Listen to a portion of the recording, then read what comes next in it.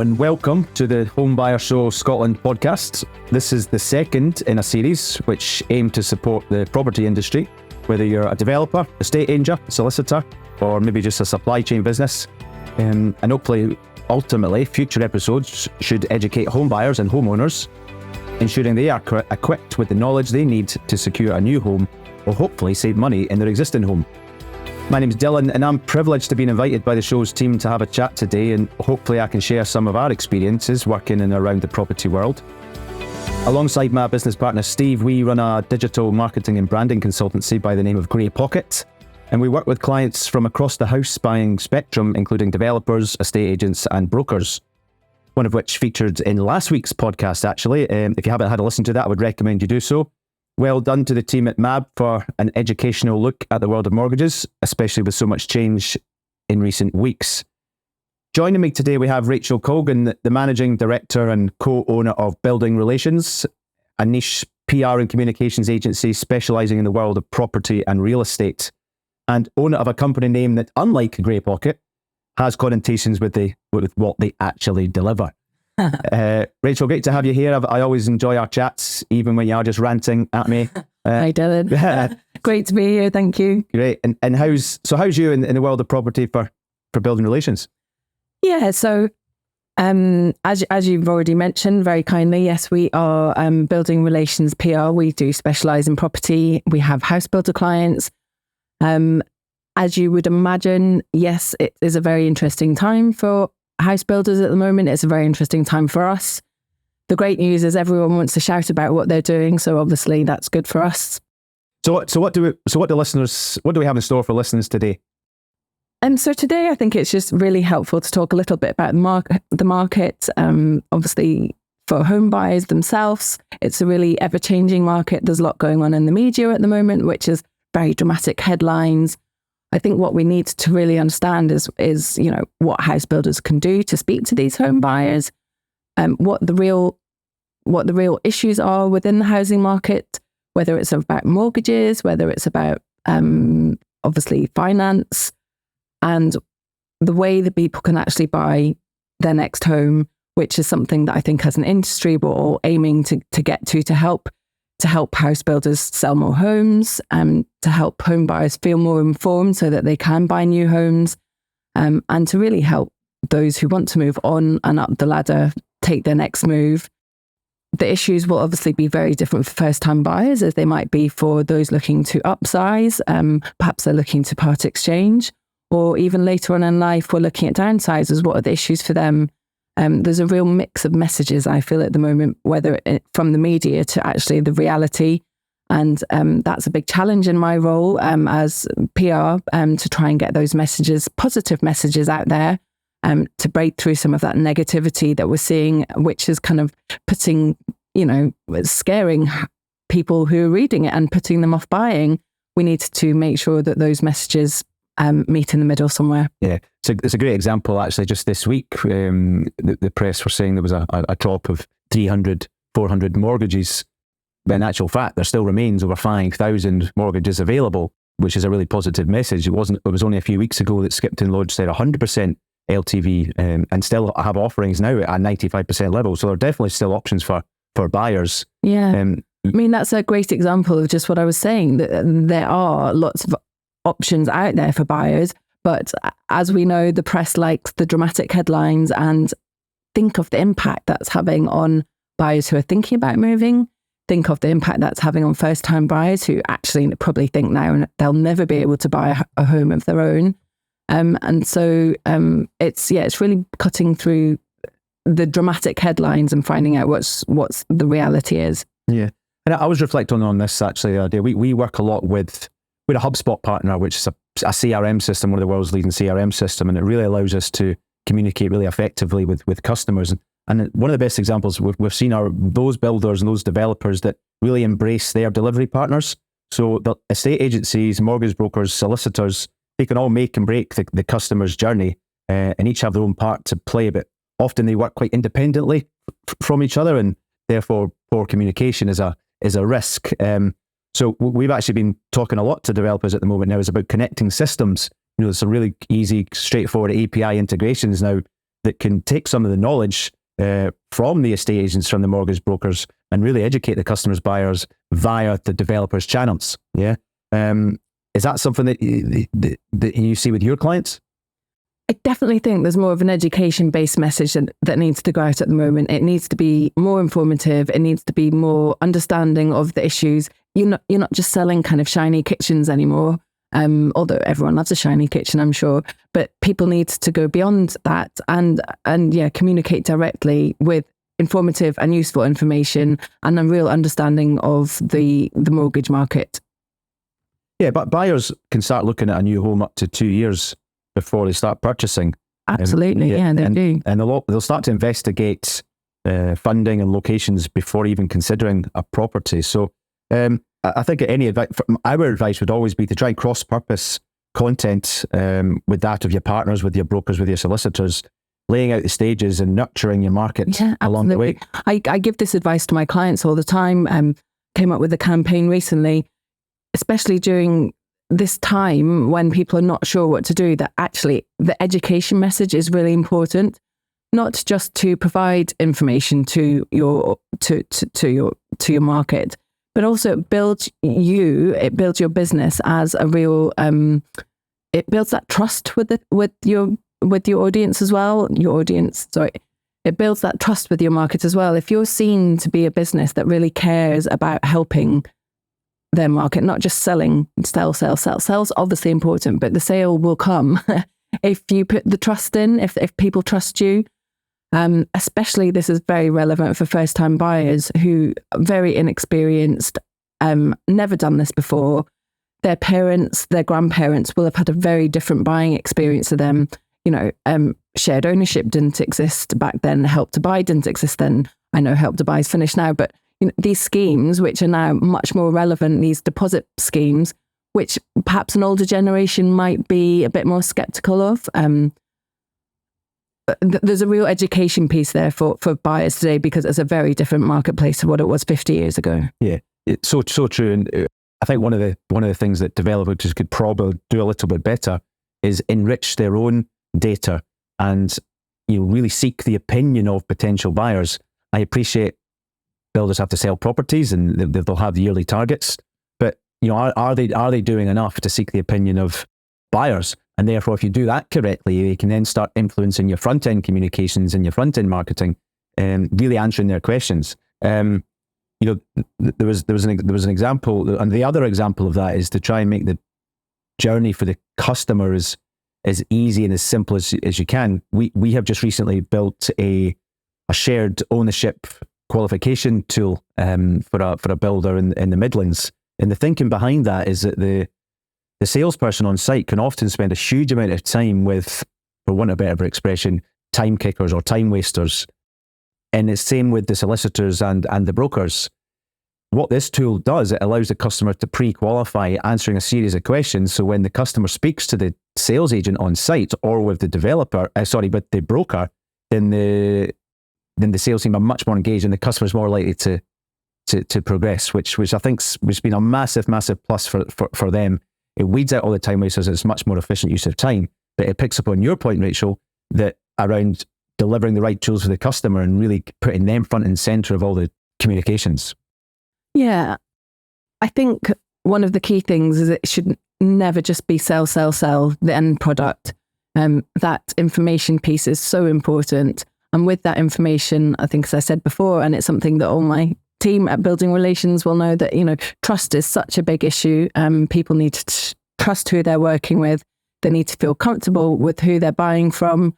And a sales is never just a one thing, is it? No one just sees an advert and thinks, oh, I know, I'm going to go and buy that house now. I've seen that advert. That's great. I'm going to go along there and buy a house.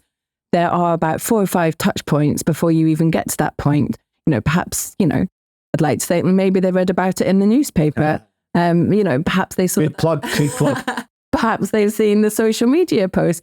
But, it's 4 or 5 different points, isn't it? It's never just that one thing that they've seen. And, it might be that will be very lucky. But it's also then the hoarding. It's also the approach. It's also the people behind the business. if they've read a very negative story about that business today, that day, then they might be put off from going. If there's something, brand awareness, which has gone wrong, then they'll feel less likely to trust this company. If they've heard about a customer experience gone bad, then they're also not going to think that's not going to be the right business for them.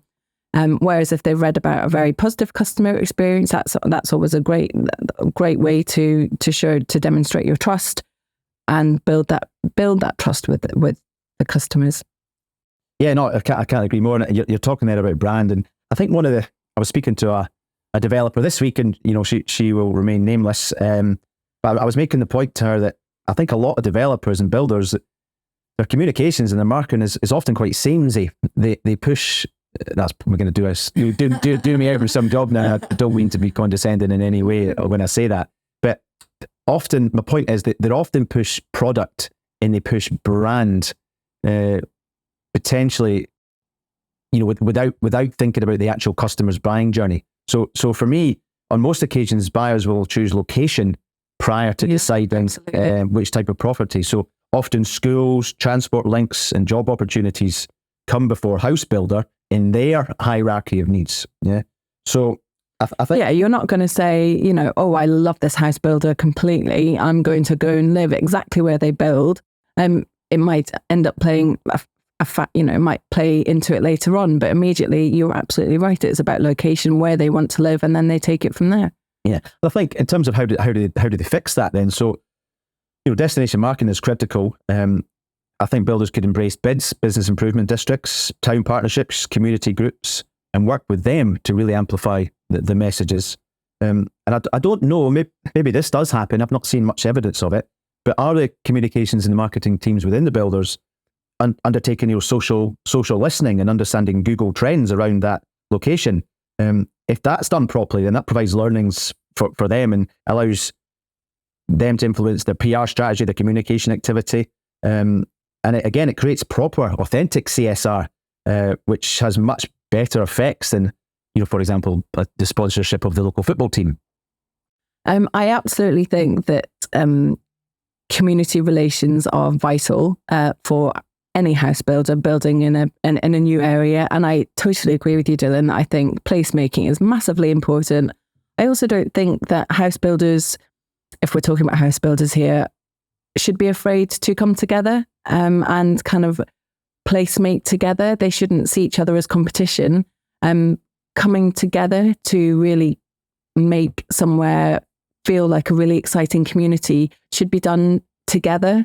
I often see house builders kind of competing with each other in the same location. And I totally understand that, because why would they want to attract customers which then might go elsewhere? But the power of coming together to create something brilliant is really, really important. If you can make a place seem like the best place to live, then yeah, sure, you might attract someone and they might end up going somewhere else. But this other company might also do the same and it benefits you. But by kind of working together, you're creating a real sense of location. And working with the community is absolutely essential. We do an awful lot of work with within local communities. Whenever we work with a house builder, we do a full area kind of audit, we call it, at Building Relations. And it really looks to get a bit deeper than just kind of, just sponsoring something locally, but kind of really working with the community group. So it's not just a check donation, it's a real working together. There's so much that house builders do locally that people do not even know about. I can't tell you. Once you dig a little bit deeper, you can really understand what they provide. I mean, millions of pounds goes into roads or community facilities, whether it's schools or doctor's surgeries, and they shouldn't be afraid to talk about it. And that goes back to a whole message around also promoting new homes, because people are afraid a little bit of new homes because, again, going back to the press and the media, there's lots of dramatic stories. You read about these stories and they are dramatized. And so people have this kind of slight untrust of new homes. And that to me is crazy, because there are so many new homes being built and there are so many happy customers. I know, because we speak to them. In my job, we speak to hundreds of happy customers every month, and they're telling their good stories. But there's also a piece of work to be done around the promotion of new homes. Yeah, so your point, Rachel, about collaboration for me is a critical one. Not only does it do the things that you've suggested it can do, but from a development point of view and a learning point of view and a committed to development of people, builders working together, they can bounce ideas off each other, they can learn from each other, they can use each other for a sounding board. Me and you've joked before about builders not wanting to use us because we work with other builders. To me, that it's a little bit, that thought process is not one I understand, because ultimately, if you can collaborate more and you can work together, then the whole industry benefits. Not just the builder. Absolutely. And again, I go back to that point. It really helps drive that positive message about new homes. We all know the awful stories are out there about new homes. Again, I go back to that point. There are lots of positive messages out there, and if they work together, then those positive messages will be strengthened, whether it be through their marketing, through their advertising, through their social media, however that you want to do it. It's a really important message, and it's one as an industry that I don't think we get right all the time. And we really need to find ways to encourage people to really see new homes as a really viable option. Yeah, absolutely. So moving the conversation on a little bit, but slightly related to the conversations, how do we think that tech will change the way developers think about marketing and communication? We've already mentioned the idea of digital qualification, which will result in a really engaged buyer. But we've also got the rise in AI. We've got ideas around improving the experiential around house sales. Bringing more fun into proceedings, the use of personalizations in sales materials. Do you have any thoughts on how tech will change the way that developers think about these things? Well, I mean, tech is changing the world, isn't it? And so it's not surprising that it's also going to affect the house building industry. I would say, and again, I might get into trouble with this with some of my clients, but the house building industry is historically quite prehistoric. So it might take a little bit of time for the house building industry to fully embrace these advances in technology. However, I'm massively seeing it everywhere. The customer experience is really, really important. And it will affect the way that they apply for mortgages. It will affect the way that they consume information about each development. It's the first thing people do, isn't it? If they're looking for a new home, they'll just go straight to their phone. So it's really important that all the information that is provided is available in a really easy way. Yeah, I think you're right. I think we've got to react to the way that consumers expect to be talked to. I was very lucky. There was somebody I knew from Edinburgh University recently showed me some hologram technology, and it's ideal in the early stages of house building in terms of planning and actual construction. So he developed if you could imagine an iPad with a light source on top of it, just a torch, and it would show him a holistic view of the example I looked at was a school, but it could have easily been a housing estate. And as you rotated the iPad, layers of the roof would come off so you could easily see the bedrooms, the bathrooms. You spin it again and it drops another floor into a living room and a kitchen area. And I was just fascinated by the way that the tech has moved on so much to try and show what the living environment would be in a 3D aspect without them looking at a traditional brochure, which they're going to throw in the bin anyway. Yeah, I mean, it's amazing the advances that have happened. And I think, dare I mention the word COVID, but that lockdown period where house buyers were not able to go to developments and, the whole industry was forced to bring their developments to life in this way, and people could take virtual tours. That's really changed and it's really stuck. So that's a really positive for the industry. And as you're talking about, it's now going even further, these 3D tours. It's incredible. It's really important. The idea on those 3D tours of personalization is one I'm really fascinated about as well. You see it all the time. Nike, Converse, they lead the way in terms of personalization of their trainers. But I think marketing teams can do that for houses. Personalize the way your living room is going to look during that sales process. Show them what their favorite sofa is going to look like. Show them what artwork's going to be on the wall. Show them what decor they're going to have in their bedroom. Show them how their doors are going to open up into their kitchen. There's lots of tech out there. Even Snapchat now. We did a thing away from housing in sport recently where it was a launch of a strip, a football strip, and we were asked to look after the launch of it. and we developed a Snapchat filter where people could superimpose the strip onto themselves while they were taking the Snapchat.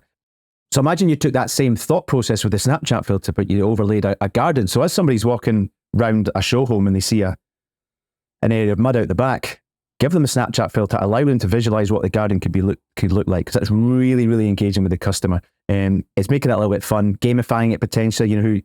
So there's lots of really positive options out there, but I just don't think are being embraced. And maybe there's no one leading on it. Maybe that's something that you and I need to do. But I think we need to energize the way that the sales process works. And then we think about the show home experience and the sales marketing suite. There was you talked about COVID. Before COVID, I was really impressed. Keep Moat in St Enoch Centre in Glasgow, they took their sales suite and they put it in the St Enoch shopping centre. I just thought that's a great thing to do. It goes to where people are. People could come in, but they had the headsets on. They could take a walk around. The sales team were there. So rather than having to go to site, they could go on a Saturday afternoon while they're doing their shopping and look at houses. I thought it was an outstanding idea, and I'm surprised no one's really followed suit. It's a tricky one, isn't it? Ultimately, house builders, they want people to go to their show homes, but you're absolutely right. Sometimes you need to bring it to them, because they don't always know what they're looking for. They don't, it's not until they see it that they can believe it. The show home is obviously a very traditional concept. Everyone has a show home, or at least should have a show home. But as I said, that we need to bring it to them. What do you think about AI? How is that going to affect the world of marketing? Well, AI is an interesting one. We're involved at, we're lucky we don't just work with the home buyers. We're asked the question a lot.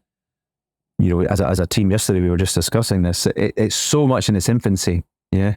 But it is telling for me that within the last couple of days, the CEO of Google's DeepMind and the CEO of OpenAI have expressed the potential dangers in AI.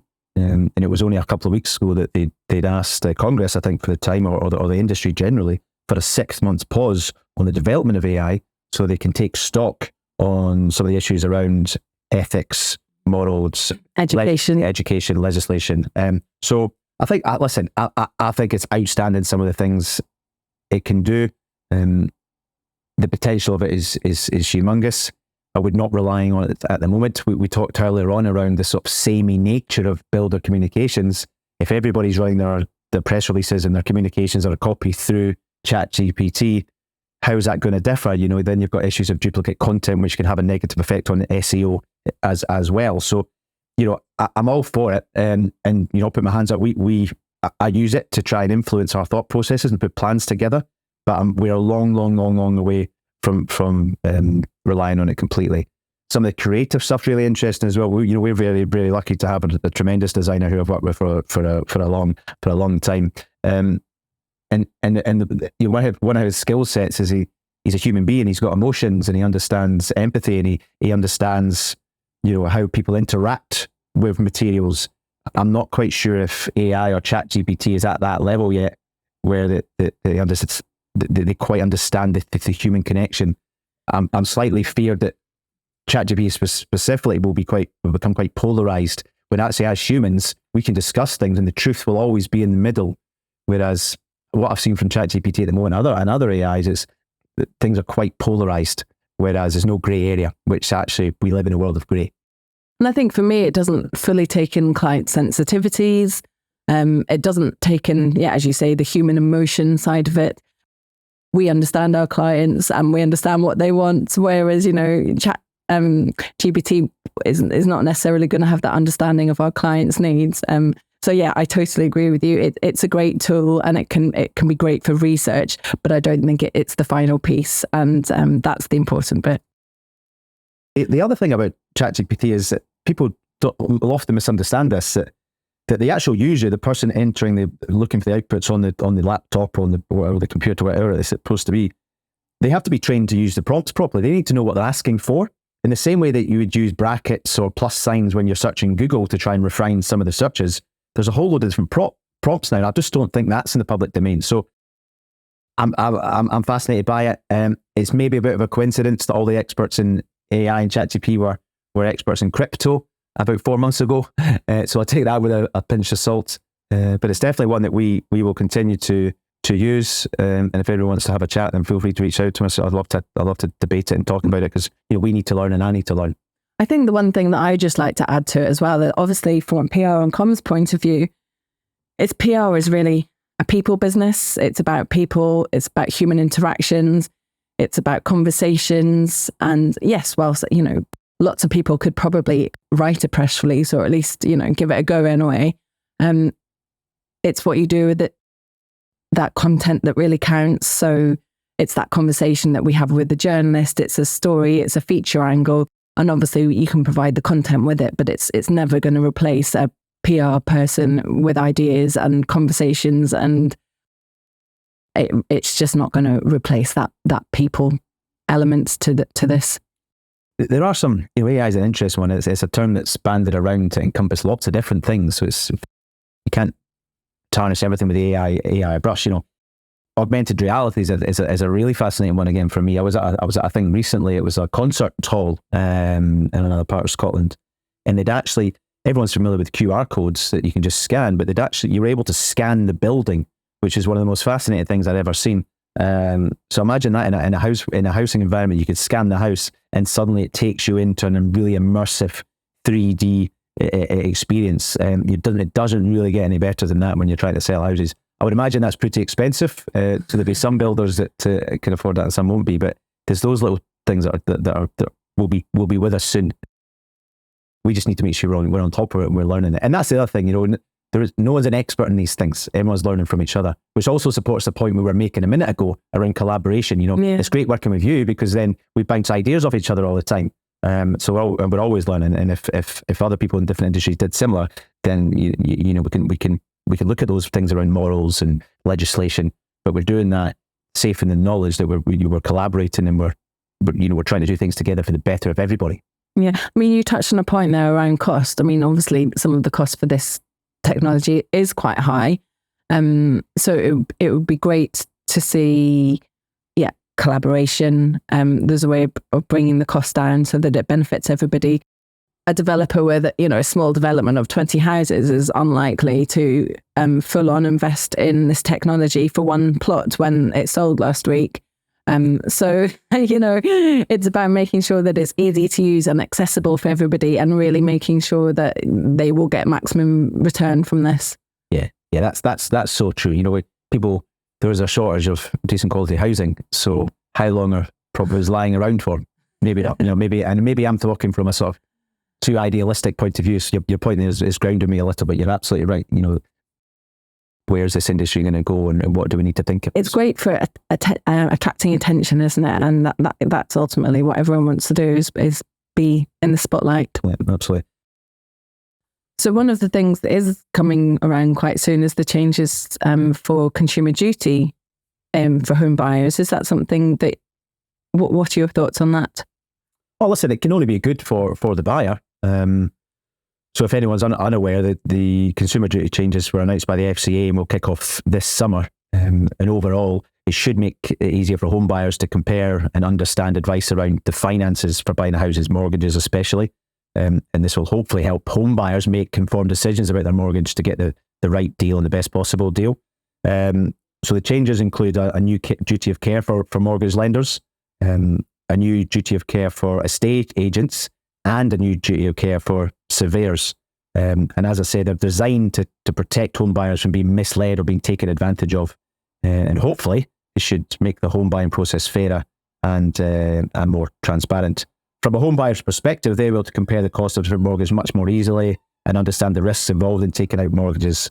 We one of our clients is a mortgage broker, so we are working quite closely with them on this. But anything that benefits the customer can only be a good thing in my view. That's great. And I think it goes back to my earlier point, which is, consumers can have total trust that, they're not being misled, that they're getting the right information. And in a market like this, that is so important because you want home buyers to have really positive experiences. Absolutely. And talking about home buyers, final question. We are here to talk. We have been invited by Homebuyer Show Scotland. So we should probably take a few minutes to talking about that. You were involved in the inaugural show before the world grounded to a halt. Yes, we were. What will partners and exhibitors and delegates expect?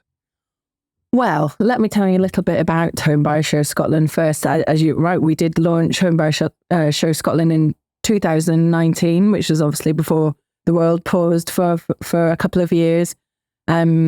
We had around 12 exhibitors at the show who were all there to show off some amazing properties, amazing mortgage products. Mortgage Advice Bureau was there, which was great. They had a queue as long as you could that day. It was great. I remember speaking to some of the visitors that day, and they just found that information so useful. We had some house builders there. We had estate agents. Pasiti Jones was there, really making the most of the day. And it was a fantastic event. We were just about to launch the second one in Edinburgh. And then obviously COVID struck. So the timing was awful. However, after a period of time, and obviously there was also a following period of time where we needed to give people confidence to go back to consumer events again. And we are now bringing it back this September. And obviously now Mortgage Advice Bureau, who exhibited at the first event, are now coming back in partnership, which is fantastic.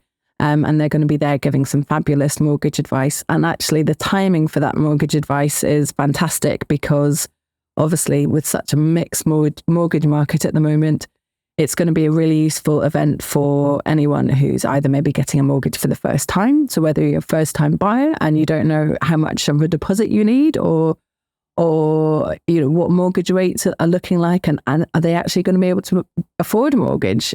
So really useful information.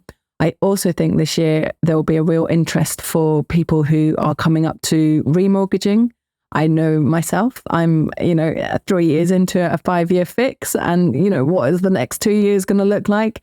I'm lucky I've got another 2 years, but yours might be coming up in the next 6 months. So what are you going to do at that point? So having that mortgage advice is going to be great. That obviously, having new homes, house builders there to talk about some of the great products that they have. Again, it's less about the end product, but maybe more around the education. So what could they do to buy their next home? Is it maybe around part exchange? Do people understand part exchange? Some people associate it with cars and it feels a bit dodgy, but actually for new homes, it's a really great scheme. It takes that whole stress out of selling your home, having hundreds of viewings, just that stress that comes if you bought and sold a house, what I'm talking about. Yeah, no, I know. I empathize with that 100%. And the other good thing is, I was looking at the analytics that you kindly sent through. I think we said that 90% of the people there, the visitors, want to buy a house in the next 12 months, which is amazing for home buyers, amazing for developers. It gives a huge opportunity to come and speak directly to potential buyers. And these are people that they may have not, been able to attract in traditional ways. I remember last time we were supporting it as well. There was the amount of families that came down. They're trying to help their kids get on the property market, or try to house split, buying with a brother or buying with their sister. The audience was quite fascinating for me at that point. So there were an awful lot of grown up kids who moved home during lockdown and are probably very desperate to get out. Or take their kids along to find a way to help them to have their own place. And, rents are so high now, aren't they? I mean, the rental market is absolutely crazy. I mean, there were all these stories about hundreds of people queuing up for one property in Glasgow a year or so ago. If there's a way that you can buy your own home, then do it. But you need to understand what that looks like on paper. Why would you pay your landlord's mortgage when you could be paying your own? You might realize that you can't afford to do it, or you might decide that you need another year to save for that, but at least you know what you need to do. And that brings us back to the start of the conversation, doesn't it, in terms of keeping up to date with those customers? Do builders have the right CRM in place? Do they have the right customer automations? Do they have the right nurture programs in place to be able to try and, keep customers involved and keep them up to date and working closely with their brokers to try and educate them? These are all critical things, but to have all that in one place is a real benefit for me. Yeah. So how do people, if builders listening want to get involved, what do they have to do? just get in touch. We're a really experienced team working behind the show. So, we've got Dylan joining us this year, and Grey Pocket, the team at Grey Pocket, who are doing a great job on the marketing and promotion. That's fantastic. Using all their digital skills to kind of really help bring the show to home buyers. Hopefully you would see an experienced PR team. There's an awful lot of PR involved in the build up to the show, and making it a really, really great day for everyone that's coming along. And the world's biggest hashtag. I did like that light box that you have. This thing must be about 20 meters long and 4 meters high. Absolutely. Fantastic. I think whilst we've talked about digital and technology, haven't we? But actually, to completely contradict ourselves, there is nothing better than speaking to a human being. Obviously we can use all the technology to bring them to the show, but really coming along to have a chat with somebody and actually talk about your own situation, because there's only so much information you can put into the internet. But if you're actually having a conversation with someone, then you can really find out what is what. And I think that's the joy of the show, is coming to find out exactly what you need. You don't get lost in a Google search. You don't go down a rabbit warren of 100 different mortgages and not quite sure which one applies to you because it's not exactly to your personal circumstances. That's what the show is about, to have that personal conversation, find out exactly where you are. Amazing. Brilliant. Well, no, I think that's a great way to finish it. I think we're really looking forward to the show this year. It's great to see so many builders on board already, and tickets are already flying out the door as well, which is great. So listen, just thank you today, Rachel. It's been good. Yeah. Is there any final points you want to say, or we just wrap it up? I think let's wrap it up. That sounds good to me. Nice one. Right, thanks, Rachel. See you soon. Bye. Bye.